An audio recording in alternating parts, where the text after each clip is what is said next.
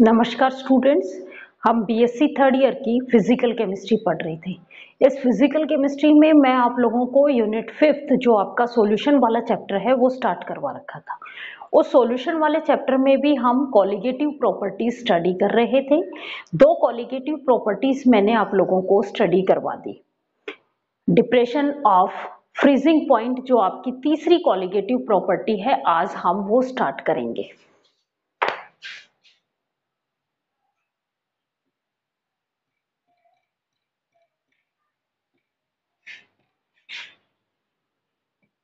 Physical chemistry की unit हम 5th study कर रहे हैं।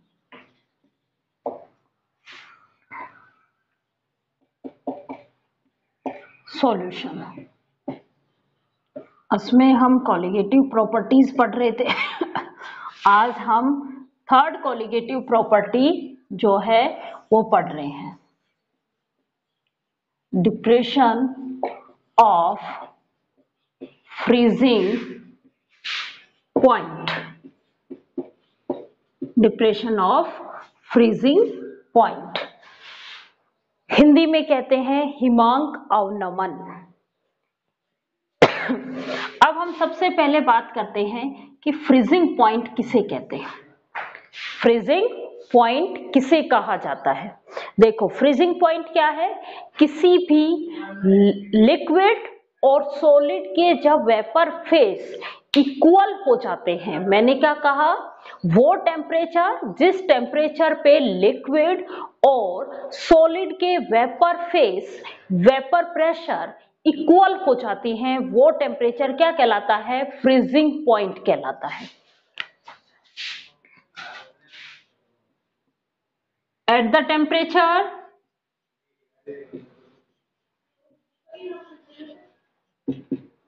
liquid, the vapor pressure of liquid and solid phase is equal.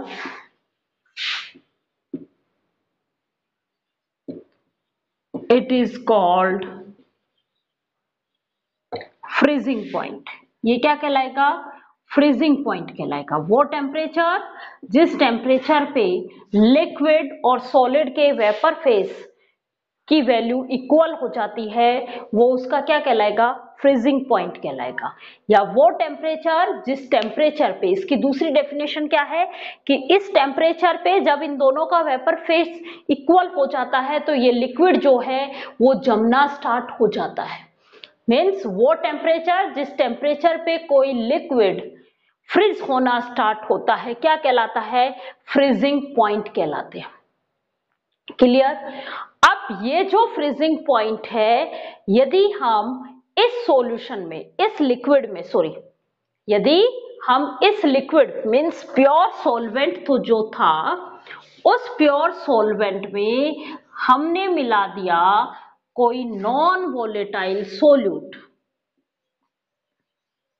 Volatile solute मिला के हमने क्या बनाया? एक सॉल्यूशन बनाया। ठीक है, और ये जो सॉल्यूशन बनेगा, हमें पता है कि मैंने आप लोगों को वेपर प्रेशर पढ़ाया था, कॉलिगेटिव प्रॉपर्टीज पढ़ाई थी, उसमें हमने पढ़ाया था लोअरिंग ऑफ वेपर प्रेशर, कि जब हम सॉल्वेंट से सॉल्यूशन फॉर्म करते हैं तो उसका वेपर प्रेशर क्या हो जाता है? कम हो जाता है।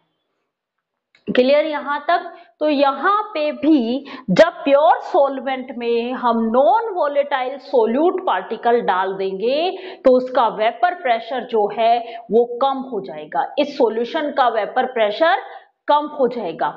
वेपर प्रेशर कम होगा तो ये लोअर टेम्परेचर पे फ्रीज होंगे। ये सॉल्यूशंस क्या होंगे? लोअर टेम्परेचर पे फ्रीज होगा। मीन्स इनका फ्रीजिंग पॉइंट का जो टेम्परेचर है वो क्या हो गया? डिक्रीज हो गया। तो प्योर सॉल्वेंट और सॉल्यूशंस के फ्रीजिंग पॉइंट में जो डिफरेंस है वो ही क्या कहलाता है, डिप्रेशन ऑफ फ्रीजिंग पॉइंट। अब बात आती है कि ऐसा क्या होता है कि प्योर सॉल्वेंट के वेपर प्रेशर ज्यादा होते हैं और उसमें जब सॉल्यूशंस बना दिया जाता है तो उसका वेपर प्रेशर कम होता है। देखो क्या कहा, प्योर सॉल्वेंट में मान लो ये सरफेस एरिया है और ये जो सॉल्वेंट है ये कैसा है, वोलेटाइल नेचर का है, मींस ये आसानी से वेपर फेस में कन्वर्ट हो रहा है और ये पूरी की पूरी फेस सरफेस जो है वो अवेलेबल है और इस पूरी सरफेस पे केवल और केवल सॉल्वेंट पार्टिकल है। लेकिन जब मैं सॉल्यूशन बनाऊंगी तो इस सरफेस पे सॉल्वेंट पार्टिकल के साथ साथ सोल्यूट पार्टिकल भी आ गए और ये सोल्यूट पार्टिकल्स कैसे हैं, नॉन वोलेटाइल नेचर के, मींस ये आसानी से वेपर फेस में कन्वर्ट नहीं होते, नॉन वोलेटाइल नेचर के हैं, ये आसानी से किस में कन्वर्ट नहीं होंगे, वेपर्स में कन्वर्ट नहीं होंगे, वेपराइज नहीं होंगे। जब वेपर्स में कन्वर्ट नहीं होंगे तो देखो सरफेस एरिया कम हुआ क्योंकि इसमें वो पॉइंट्स भी आ गए जहां जो नॉन वोलेटाइल सोल्यूट है। अब सरफेस एरिया कम होगा तो रिएक्शन स्लो होगी, मींस ये जो सॉल्वेंट है इसके वेपर जो फेस है वो भी कम कन्वर्ट होगी क्योंकि क्या हो गया, सरफेस एरिया कम हो गया। Clear?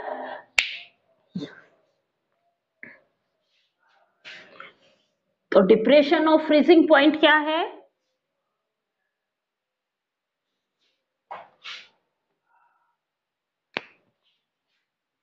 the difference between freezing point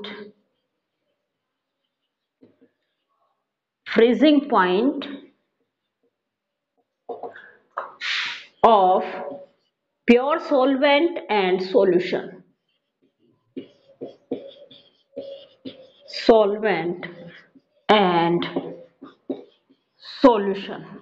क्या कहलाएगा, डिप्रेशन ऑफ फ्रीजिंग पॉइंट। हमने माना कि प्योर सॉल्वेंट का फ्रीजिंग पॉइंट जो था वो TF था और सॉल्यूशन का फ्रीजिंग पॉइंट ये प्योर का TF से डिनोट कर देती हूं और सॉल्यूशन का TS से डिनोट कर देती हूं। तो freezing depression of freezing point क्या कहलाएगा, डेल टी से डिनोट करते हैं, डेल टी एफ क्या है, डिप्रेशन ऑफ फ्रीजिंग पॉइंट क्या होगा, प्योर सॉल्वेंट का फ्रीजिंग पॉइंट माइनस में सॉल्यूशन का फ्रीजिंग पॉइंट, ये क्या कहलाएगा, डिप्रेशन ऑफ फ्रीजिंग पॉइंट कहलाएगा। क्लियर? अब इस फ्रीजिंग पॉइंट को कैलकुलेट करने के लिए हम जो है एक वेपर प्रेशर और टेम्परेचर के बीच में कर्व बनाते हैं। यहाँ पे हम 3 टाइप के लेंगे, एक प्योर सॉल्वेंट लेंगे और 2 टाइप के सॉल्यूशंस लेंगे जिनकी डिफरेंट कंसंट्रेशन होगी और उससे हम क्या कैलकुलेट कर लेंगे, इस डेल टी एफ की वैल्यू कैलकुलेट कर लेंगे कि ये डेल टी एफ जो है वो वेपर प्रेशर पे किस तरीके से डिपेंड करता है, क्या रिलेशन आता है। क्लियर? तो अब हम क्या कर रहे हैं, एक ग्राफ प्लॉट कर रहे हैं,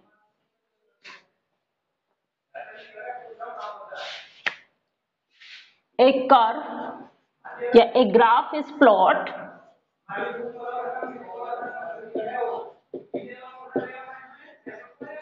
between vapor pressure and temperature of किस किस के, प्योर सॉल्वेंट एंड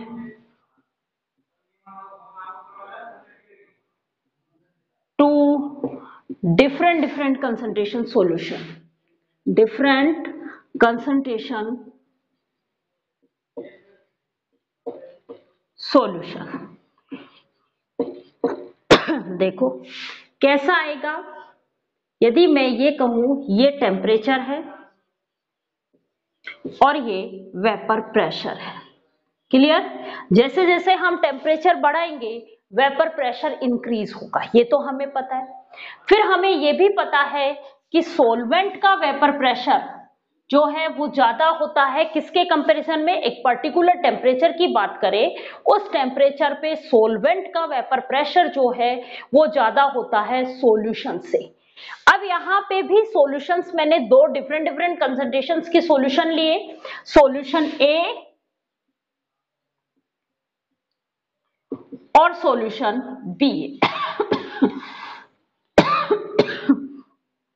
सॉल्यूशन ए वो सॉल्यूशन है जिसमें सोल्यूट की मात्रा कम होगी। सॉल्यूशन ए वो सॉल्यूशन है जिसमें सोल्यूट की मात्रा कम होगी, मींस लो कंसंट्रेशन वाला होगा। क्लियर? और बी क्या है? हायर कंसंट्रेशन का है। अब जिसमें सोल्यूट की मात्रा कम होगी उसका वेपर प्रेशर ज्यादा होगा टेम्परेचर, एक पर्टिकुलर टेम्परेचर पे, और जिसमें सोल्यूट की मात्रा ज्यादा होगी उसका वेपर प्रेशर जो है वो कम होगा। मींस अब मेरे पास क्या आया? सबसे ज्यादा वेपर प्रेशर जो है पर्टिकुलर टेम्परेचर की बात करें, पर्टिकुलर टेम्परेचर पे सबसे ज्यादा वेपर प्रेशर सॉल्वेंट का होगा, फिर सॉल्यूशन ए का होगा, फिर सॉल्यूशन बी का होगा। क्लियर? तो सबसे ऊपर कौन बनाऊंगी मैं? प्योर सॉल्वेंट, फिर उसके नीचे सॉल्यूशन ए और फिर उसके नीचे सॉल्यूशन बी। क्लियर यहां तक? कर्व टाइप में आएंगे इस तरीके से। अब ये तो है इनके वेपर प्रेशर टेम्परेचर कर्व, ये है प्योर सॉल्वेंट के, ये तीनों वही है, ये प्योर सॉल्वेंट का है,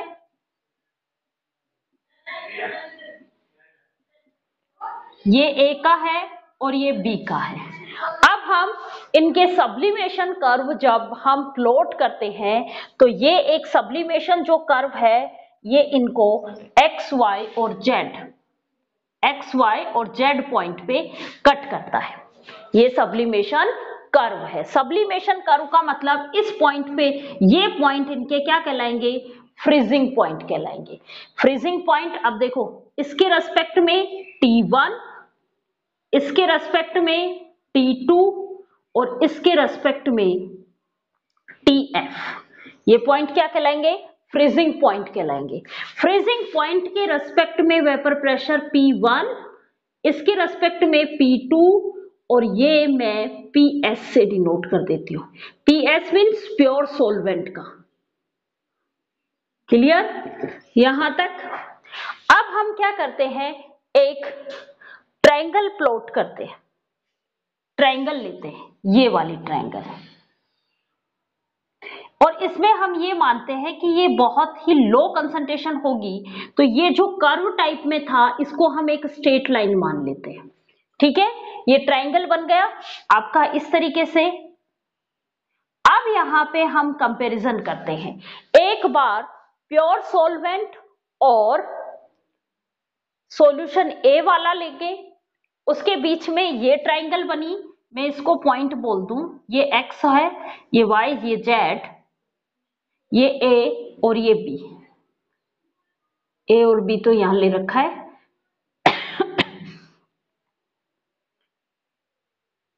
ये यू और ये वी। क्लियर? अब देखो, अब हम ट्रायंगल देखो, यहां पे हमारे पास दो ट्रायंगल है, x z v, triangle x z v, और ट्रायंगल है एक्स वाई और u, and triangle x y और यू। ये दो ट्रायंगल हैं, इन दोनों ट्रायंगल का अब हम करते हैं comparison, comparison of both triangle.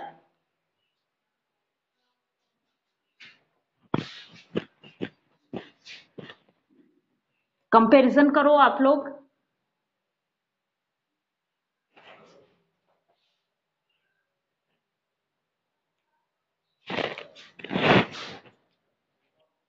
देखो ट्रायंगल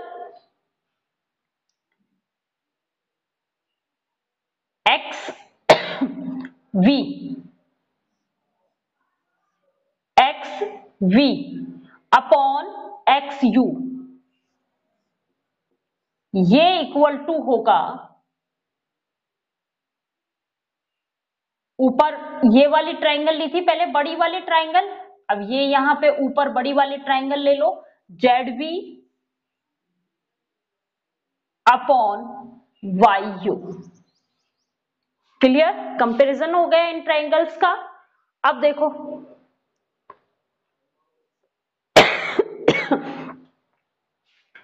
यहां पे ये क्या है, टेम्परेचर,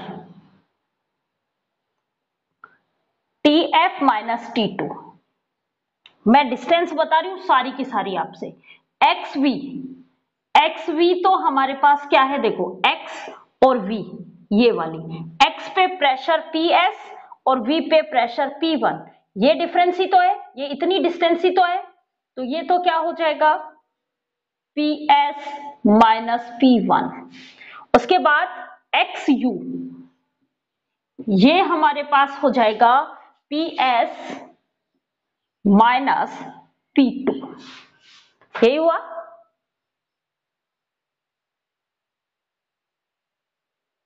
क्लियर यहां तक। अब हम बात करते हैं ये वाले YU, YU ये क्या है, TF minus T2, TF minus T2, और ये क्या है ZV, ये क्या है TF माइनस T1। ये वैल्यूज मैं यहां रखो आप, ये वैल्यूज, रिलेशन निकल के आ जाएगा आपके पास। XV की वैल्यू रख रही हूं मैं PS माइनस P1, XU ये है PS माइनस P2, ये इक्वल टू हुआ ZV, ये हुआ आपके पास TF माइनस T1, और YU ये हुआ आपके पास TF माइनस T2। देखो प्योर सॉल्वेंट के वेपर प्रेशर में से यदि हम सॉल्यूशंस का वेपर प्रेशर माइनस करते हैं तो हमें क्या मिलता है, लोअर्निंग ऑफ वेपर प्रेशर। यही डेफिनेशन थी, हमने यही डेफिनेशन पढ़ी थी कि प्योर सॉल्वेंट के वेपर प्रेशर जो है उसकी वैल्यू ज्यादा होती है और सॉल्यूशंस के वेपर प्रेशर कम होता है, और इन दोनों का जो डिफरेंस होता है वो क्या कहलाता है, लोअर्निंग ऑफ वेपर प्रेशर। तो ये क्या है, सॉल्यूशन ए का लोअर्निंग ऑफ वेपर प्रेशर, और ये क्या है, सॉल्यूशन बी का लोअर्निंग of vapour pressure.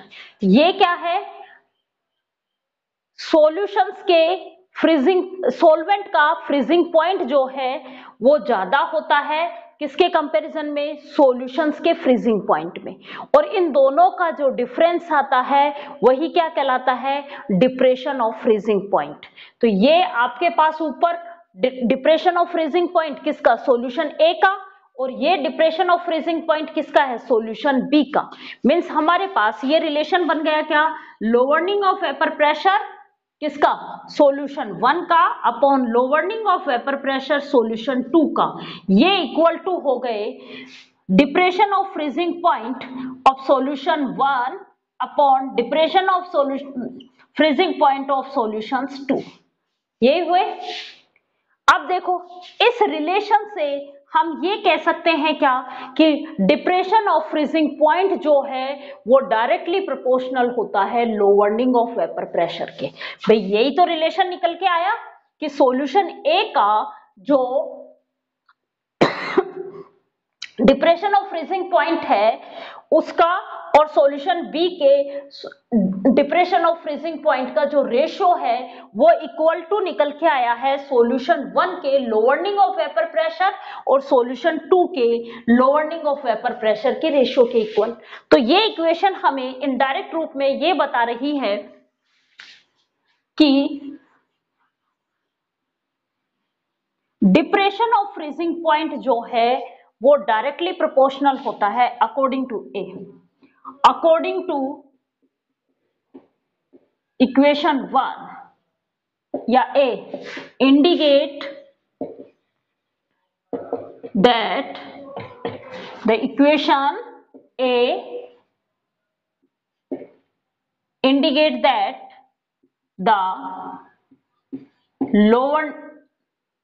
the depression of freezing point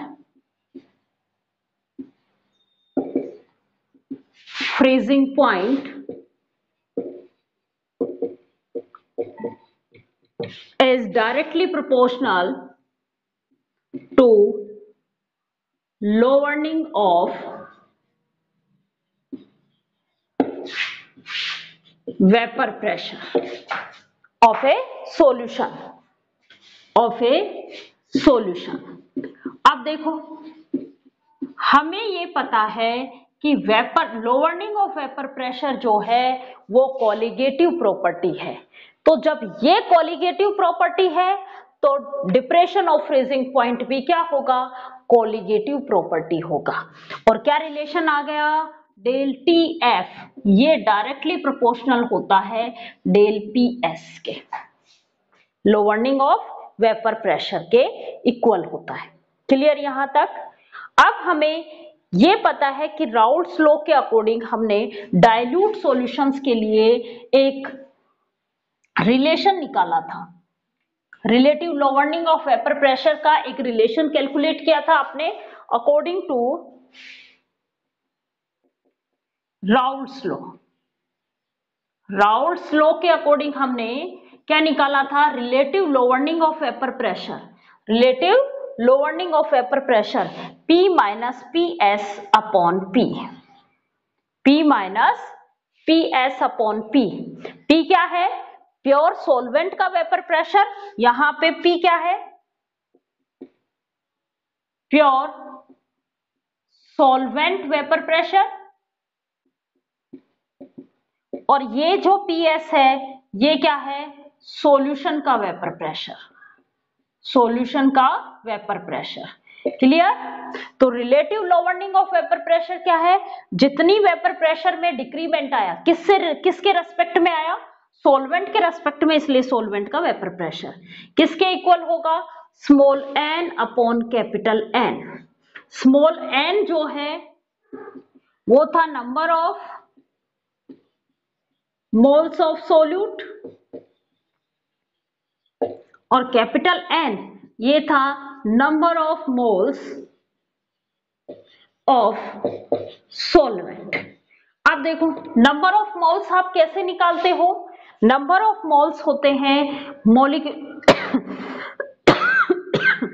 number of moles होते हैं गिवन वेट स्मॉल w से, जब मैं सोल्यूट के नंबर ऑफ मोल्स निकालूंगी तो स्मॉल w यूज करूंगी, और जब मैं सोल्यूट के निकालूंगी स्मॉल w, और जब मैं सॉल्वेंट के निकालूंगी तो कैपिटल W यूज करूंगी। क्लियर। नंबर ऑफ मोल्स होते हैं given weight upon molecular weight, ठीक है। एंड ये क्या हुआ, capital W upon capital M। ये वैल्यू मैं यहां पुट कर दूं तो मेरे पास P माइनस पी एस, ये P माइनस पी एस तो क्या है, लोअरिंग ऑफ वेपर प्रेशर, जिसको हम किससे दिखा रहे हैं, डेल पी एस से। तो ये तो मेरे पास आ गया del p s upon P, ये इक्वल टू हो गया स्मॉल n की वैल्यू क्या है, small w upon small m into में। अब ये क्या है, कैपिटल N अपॉन में था तो ये इक्वेशंस को उल्टा करके लिख दो, capital M upon capital W। Clear यहां तक। ये इक्वेशन नंबर 1 दे दो और इस इक्वेशंस को नंबर 2 दे दो। इक्वेशन नंबर 2 से इस P को भी आप इधर लेके जाओ और फिर बनाओ डेल पी एस, इसकी वैल्यू कैलकुलेट कर लो, मैं यहां लिख रही हूं। इस डेल पी एस की वैल्यू आपके पास, इसके बाद डेल पी एस की वैल्यू आ गई P small w into capital M upon small m into capital W, ये वैल्यू आ गई। इस इक्वेशंस को नंबर 2 दे दो। अब इक्वेशन नंबर 2 से डेल पी एस की वैल्यू उठा के इक्वेशन नंबर 1 में पुट कर दो। इक्वेशन नंबर 2 से डेल पी एस की वैल्यू उठा के इक्वेशन नंबर 1 में पुट करो, क्या आएगा आपके पास, delta T f directly proportional to P into small w into capital M upon small m into capital W। Clear यहां तक? यहां तक क्लियर? अब इस प्रोपोर्शनल साइन को हटाने के लिए हम कोई प्रोपोर्शनल कांस्टेंट काम में लेते हैं। डेल TF ये हुआ स्मॉल k से रिप्रेजेंट कर रही हूं अभी मैं इसको, P into capital small w into capital M, capital M मैं इसके साथ में ही लिख रही हूं, इंटू में small w upon small m into capital W। Clear? M क्या है? Molecular weight of solvent. P क्या है? Pressure of solvent. K proportional constant. K भी हमारा कांस्टेंट है और किसी भी सॉल्वेंट का पर्टिकुलर मॉलिक्यूलर वेट भी कांस्टेंट होगा और उसके रेस्पेक्ट में पर्टिकुलर मॉलिक्यूलर वेट के ऊपर उस सॉल्वेंट का प्रेशर, वेपर प्रेशर, ये भी क्या होगा? कांस्टेंट होगा। तो ये पूरे के पूरे ये तीनों चीजें क्या है? कांस्टेंट। ये पूरी की पूरी तीनों चीजें क्या है? कांस्टेंट। और इन कांस्टेंट को हम किसी नए कांस्टेंट से रिप्रेजेंट करते हैं और वो है कैपिटल K। यहां पे ये कांस्टेंट क्यों आया? क्योंकि 1m मॉलिक्यूलर वेट पे, किसी भी सॉल्वेंट के मॉलिक्यूलर वेट पे उसका प्रेशर जो होता है, वेपर प्रेशर जो होता है, वो क्या हो गया? कांस्टेंट। तो मॉलिक्यूलर वेट भी कांस्टेंट है, प्रेशर भी कांस्टेंट है और K भी कांस्टेंट है। तो M, P and K are constant. Constant है तो इनका मल्टीपल भी क्या आएगा आपके पास? कोई कांस्टेंट, और उसको हम न्यू कांस्टेंट से रिप्रेजेंट किया कैपिटल K से। तो आपके पास ये जहां जहां गोला लगाया ये, तो इसकी वैल्यू तो क्या बनी? K बन गई, इनटू में small w upon small m into capital W। यहां पे ये K क्या है? ये K डिप्रेशन कांस्टेंट कहलाता है। ये क्या क्या कहलाएगा? डिप्रेशन कांस्टेंट कहलाएगा।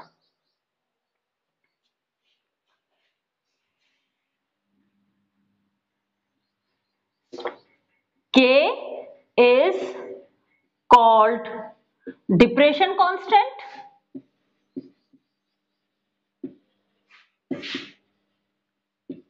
और ये K किस बात पे डिपेंड कर रहा है?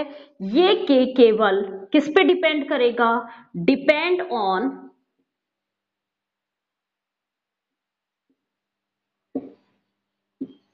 Only solvent nature. यही पे डिपेंड कर रहा है, सॉल्वेंट नेचर के ऊपर डिपेंड कर रहा है। हमने कहीं पे भी सोल्यूट का काम नाम लिया भाई, K तो प्रोपोर्शनल कांस्टेंट था, P प्योर सॉल्वेंट का वेपर प्रेशर था जिसको हमने कांस्टेंट किया, इसी कांस्टेंट में मिक्स किया। ये किसके लिए था? सॉल्वेंट के लिए। इसलिए ये जो कैपिटल K है ये किस पे डिपेंड कर रहा है? सॉल्वेंट के नेचर के ऊपर डिपेंड करता है, इंडिपेंडेंट होता है ये सोल्यूट के नेचर से। क्लियर यहां तक? अब देखो इस K की वैल्यू हम कैलकुलेट करें, तो K की वैल्यू कैलकुलेट करें तो ये क्या है? Number of moles of solute. यदि मैं ये कहूं 1 मोल सोल्यूट के 1 ग्राम सॉल्वेंट में डिसोल्व करें, और इस सॉल्यूशंस का जो डिप्रेशन ऑफ फ्रीजिंग पॉइंट आता है वो उस सॉल्यूशंस का क्या कहलाएगा? डिप्रेशन कांस्टेंट कहलाएगा। मैंने क्या कहा? जब 1 ग्राम सॉल्वेंट में 1 मोल सोल्यूट डिसोल्व करके जो सॉल्यूशंस के depression freezing point, depression of freezing point जो होगा वो किसके इक्वल होगा? डिप्रेशन कांस्टेंट के इक्वल होगा। क्लियर?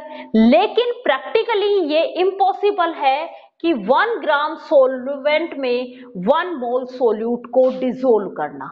इसीलिए हम इसको किसकी फॉर्म में कैलकुलेट करते हैं, इस सॉल्यूशन को मोलेलिटी की फॉर्म में काम में लेते हैं। मोलेलिटी क्या कहती है कि 1 मोल सोल्यूट को हम 1000 ग्राम सॉल्वेंट में डिसोल्व करेंगे। मोलेलिटी की डेफिनेशन क्या है कि 1 मोल सोल्यूट को किस में डिसोल्व करेंगे, 1000 ग्राम सॉल्वेंट में डिसोल्व करेंगे। उस केस में इस K को हम रिप्रेजेंट करेंगे KB से। तो K और KB में रिलेशन क्या हुआ, KB जो हुआ वो सॉरी KF जो है वो है K अपॉन 1000 और ये जो KF है ये कहलाएगा molal depression constant. Molal depression constant, molal depression constant जो होता है वो डिप्रेशन कांस्टेंट को हम 1000 से डिवाइड कर देते हैं तो हमारे पास क्या आ जाता है, मोलल डिप्रेशन कांस्टेंट। क्लियर यहां तक। अब ये वैल्यू मैं उठा के यहां पे पुट करूंगी तो मेरे पास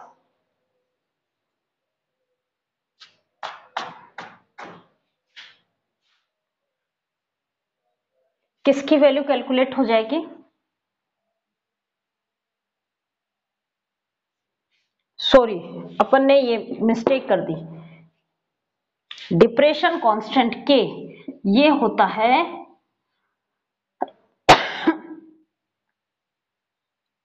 कि F अपॉन 1000 इसके नीचे आएगा क्योंकि KF तो क्या है, मोलल कांस्टेंट, बड़ा यही होना चाहिए क्योंकि आपने सॉल्वेंट कितना लिया है 1000 ग्राम। जैसे सॉल्वेंट बढ़ा है कांस्टेंट की वैल्यू इंक्रीज हो गई तो बड़ा आपके पास क्या है KF। बड़े को मैं 1000 से डिवाइड करूंगी तो मुझे किसकी वैल्यू मिल जाएगी, K की वैल्यू कैलकुलेट हो जाएगी। ये यहां पे थोड़ी सी मिस्टेक हो गई, आप देख लीजिए। क्लियर यहां तक। अब ये वैल्यूज हम इसमें पुट करेंगे तो हमारे पास K की वैल्यू कैलकुलेट हो जाएगी, डेल TF। अब इस K की जगह मैं वैल्यू पुट कर दूं KF upon 1000 into small w upon small m into capital W।